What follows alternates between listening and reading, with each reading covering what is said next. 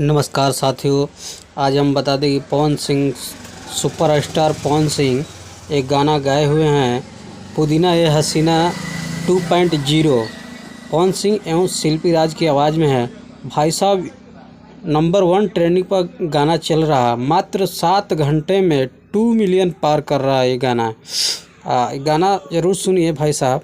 पवन सिंह है।